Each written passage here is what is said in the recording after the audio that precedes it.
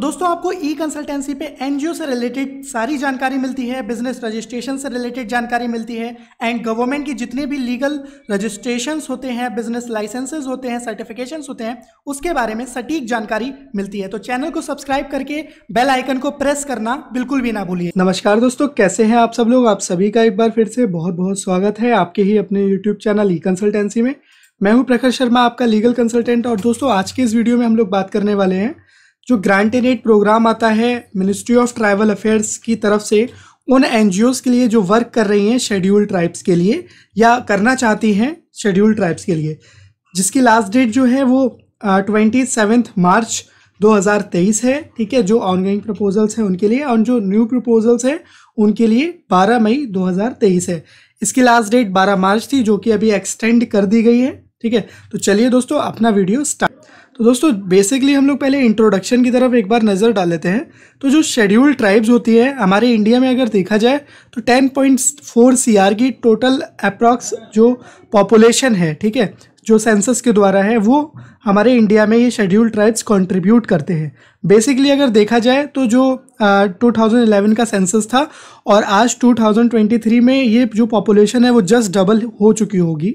ठीक है, अब देखिए यहाँ पे जो गवर्नमेंट जो है हमारी वो चाहती है कि जो बहुत सारे शेड्यूल्ड ट्राइब्स हैं, अलग अलग जो आदिवासी होते हैं, जिनकी जो बहुत सारे कबीले होते हैं, ठीक है, उन सब के डेवलपमेंट के लिए वर्क किया जाए। तो बेसिकली जो शेड्यूल्ड ट्राइब्स होते हैं उनका ना तो बहुत ज़्यादा लिटरेसी रेट होता है, ना उनके पास न्यूट्रिशनल स्टेटस होता है, ना उनके पास कोई ऐसा इंफ्रास्ट्रक्चर, एजुकेशन, हेल्थ या लिवलीहुड वगैरह के लिए होता है।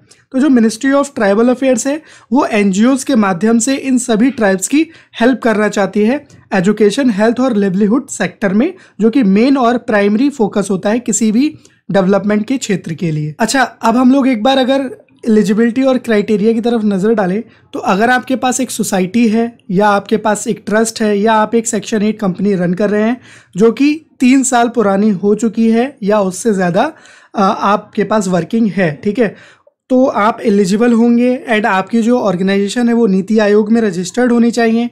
12A का रजिस्ट्रेशन आपके पास होना चाहिए और जो आपकी ऑर्गेनाइजेशन है वो मतलब एक्टिव होना चाहिए लास्ट 3 ईयर्स से मिनिमम। ठीक है तो अगर आपने अभी तक हमारा टेलीग्राम चैनल सब्सक्राइब नहीं किया है तो मैं डिस्क्रिप्शन में टेलीग्राम चैनल का लिंक दे दे रहा हूं, आप उसे सब्सक्राइब कर लीजिए, जहां पर मैं आपको लेटेस्ट इन्फॉर्मेशन जो भी आती है वहां पर पोस्ट करता रहता हूं। जो भी गवर्नमेंट की योजनाएं आती हैं, जो भी RFPs आती हैं, वहां पर आपको डायरेक्टली आपके टेलीग्राम ग्रुप में मिलती रहेंगी, तो उसको तुरंत ज्वाइन कर लीजिए। अब बेसिकली हम लोग फंड्स और सेक्टर्स की अगर बात करें तो सबसे पहले मैं आपको बताना चाहूँगा जो हमारा एजुकेशन सेक्टर है उसमें आप क्या कर सकते हैं, हेल्थ सेक्टर में आप क्या कर सकते हैं और लिवलीहुड में आप क्या कर सकते हैं अगर आप इस प्रोजेक्ट में अप्लाई करते हैं अपनी एनजीओ के द्वारा।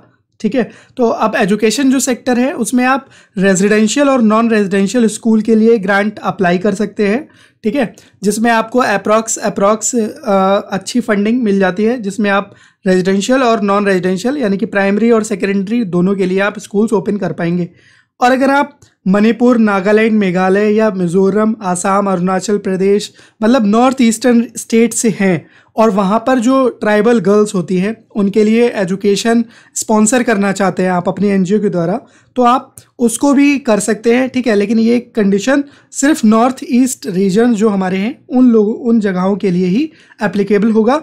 बाकी के जो प्रोजेक्ट्स हैं वो आप पूरे भारत में जहाँ पर भी शेड्यूल्ड ट्राइब्स अवेलेबल हैं उनके वेलफेयर के लिए कर पाएंगे। तो हेल्थ सेक्टर की अगर हम लोग बात करें तो जो हॉस्पिटल होते हैं, ठीक है, 10 या 10 से ज़्यादा बेड वाले, उनके रनिंग और मेंटेनेंस के लिए आप ग्रांट इन एड अप्लाई कर सकते हैं। आप एक मोबाइल डिस्पेंसरी चला सकते हैं। मोबाइल डिस्पेंसरी एक ऐसी एम्बुलेंस सेवा होती है जिसमें डॉक्टर, मेडिसिन और मतलब जो बेसिक चीज़ें होती हैं उन सब की फैसिलिटीज़ अवेलेबल होती है और वो जगह जगह जा करके लोगों का ट्रीटमेंट कर सकती है, इसकी कैपेबिलिटी होती है। ठीक है, तो आप एक मोबाइल डिस्पेंसरी भी रन कर सकते हैं।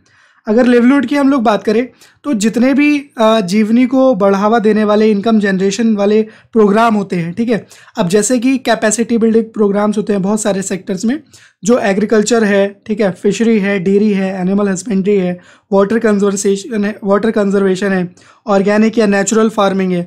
अच्छा, यहाँ पर एग्रीकल्चर से रिलेटेड सेक्टर्स इसलिए हैं क्योंकि जो शेड्यूल्ड ट्राइब्स होते हैं उन्हें हम बहुत ज़्यादा टेक्निकल या फिर ऐसी नॉलेज नहीं दे पाएंगे क्योंकि बेसिक जो उनकी फाउंडेशन है बहुत ज़्यादा कमज़ोर होती है। तो ईजिली उनकी लिवलीहुड को एनहेंस करने के लिए हम लोग उन्हें एग्रीकल्चर के बारे में बता सकते हैं, उन्हें हैंडीक्राफ्ट वगैरह सिखा सकते हैं, जैसे बैम्बू या जूट वगैरह से प्रोडक्ट्स बना करके सेल करना, या कोई फिशरीज वगैरह से रिलेटेड पॉन्ड्स वगैरह क्रिएट करना, डेयरीज वगैरह से रिलेटेड कोई बिजनेस हो गया, या एनिमल हस्बेंड्री से रिलेटेड पोल्ट्री फार्म वगैरह XYZ जो भी है वो हम लोग उन्हें सिखा सकते हैं। ठीक है, तो जिससे कि वो इजीली सीख करके कमाना शुरू कर सकते हैं, तो इसलिए लिवलीहुड डेवलपमेंट में आ जाता है। चलिए एक बार नज़र डाल लेते हैं फंडिंग के ऊपर। तो ऑन एन एवरेज मैं आपको एक एस्टिमेट दे रहा हूँ जो बजट के हिसाब से डिपार्टमेंट के निर्धारित किया गया है। अगर आप एक हॉस्पिटल रन करेंगे तो उसमें ऑन एन एवरेज आपको 70 लाख रुपीज़ फर्स्ट ईयर में आपको ग्रांट मिलेगा। मोबाइल डिस्पेंसरी के लिए 35 लाख यानी 35 लाख रुपए तक का ग्रांट मिलेगा। एजुकेशन की बात करें तो जो रेजिडेंशियल और नॉन रेजिडेंशियल स्कूल हैं उसमें 40 से 45 लाख रुपए का सालाना अनुदान है। ठीक है, लिवलीहुड की बात करें जो ट्रेनिंग प्रोग्राम वगैरह आप करोगे तो वो 60 लाख रुपीज़ का मतलब 100 बेनिफिशरीज़ के लिए रहेगा। ठीक है, अब यहाँ पे ऑन एन एवरेज आपको 100 बेनिफिशरीज लेकर के चलने हैं कि कम से कम जो आप प्रोग्राम करोगे उसमें 100 लोगों का तो फ़ायदा हो। ठीक है, चलिए दोस्तों एक बार नज़र डाल लेते हैं कि आखिर क्या क्या डॉक्यूमेंट्स रिक्वायर्ड होंगे अगर आप इस प्रोग्राम में अप्लाई करना चाहते हैं। तो जो आपकी NGOs का रजिस्ट्रेशन सर्टिफिकेट, बायलॉज, आपकी लास्ट 3 ईयर्स की ऑडिट रिपोर्ट्स यानी कि फाइनेंशियल स्टेटमेंट्स, जो आपका ऑर्गेनाइजेशन है उसके पास 12A का सर्टिफिकेट हो तो उसका सर्टिफिकेट लगेगा। ठीक है, लास्ट ITR जो भी आपने फाइल किए हैं वो, 3 साल की एनुअल प्रोग्रेस रिपोर्ट्स, आपकी बैंक अकाउंट डिटेल्स, आपकी ऑर्गेनाइजेशन का अगर पास्ट एक्सपीरियंस है तो वो भी आप यहाँ पर शो कर सकते हैं। ठीक है, तो ये जो बेसिक सारी जानकारी है, ये डॉक्यूमेंट्स हैं, ये आपको देना पड़ेगा आप ये जो प्रपोजल सबमिट करेंगे। तो दोस्तों ये जो प्रोजेक्ट प्रपोजल है ये ऑनलाइन सबमिट होगा। ठीक है, इसमें आपका budget, bond, bank mandate, XYZ जो भी डिपार्टमेंट के फॉर्मेट्स वगैरह हैं वो भी ऑनलाइन ही जाने हैं, जो भी मॉनिटरिंग वगैरह होगी वो भी ऑनलाइन होगी। और अगर आप प्रोफेशनली अपना ये प्रोजेक्ट प्रपोजल हमारे थ्रू सबमिट करवाना चाहते हैं तो आप अपने डॉक्यूमेंट्स हमें हमारी ईमेल पर team@econsultancyindia.com पर सेंड कर सकते हैं, और या फिर आप हमें डायरेक्टली व्हाट्सएप या कॉल कर सकते हैं जो आपकी स्क्रीन पर नंबर दिए गए हैं उस पर। जो आपका प्रोजेक्ट प्रपोजल होगा हम लोग आपको उसको प्रोफेशनली सबमिट करवाएंगे, एंड उसमें जो भी फ्यूचर सपोर्ट होगा, जो भी डिपार्टमेंट से लाइजनिंग होगी, जो भी डिपार्टमेंट से फॉलोअप्स होंगे उसमें हम आपकी हेल्प करेंगे और एंड टू एंड आपको सपोर्ट प्रोवाइड करेंगे। तो दोस्तों अगर आपको वीडियो अच्छा लगे तो वीडियो को लाइक कीजिएगा, चैनल को सब्सक्राइब कर लीजिए, आपको ऐसे ही लेटेस्ट इन्फॉर्मेटिव वीडियोज़ मिलते रहेंगे। चलिए दोस्तों मिलते हैं अगले वीडियो में।